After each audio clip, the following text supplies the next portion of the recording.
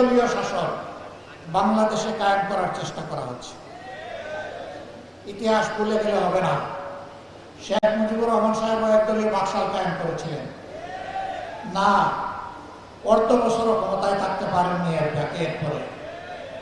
সুতরাং একদলীয় শাসনে দেশের মানুষ মেনে নেবে না। সংসদে দাঁড়িয়ে বিরোধী দলকে তুচ্ছ তাচ্ছিল্য করার এই সংস্কৃতি চালু করেছিল আওয়ামী লীগ। সবচেয়ে বেশি গালি দিত বিএনপিকে, সাথে সাথে আমাদেরকেও একটু রাখতো, সার দিত না। এখন বিএনপিও ওই পুরানো আওয়ামী লীগ যা বলতো সেই পুরানো আমলের কথাগুলো এখন তারাও জপা শুরু করেছে। যে কথাগুলো জপতে জপতে আওয়ামী লীগ গিয়ে পড়ছে দিল্লিতে, আপনারা সেই কথাগুলো জপতে জপতে কোথায় গিয়ে পড়বে?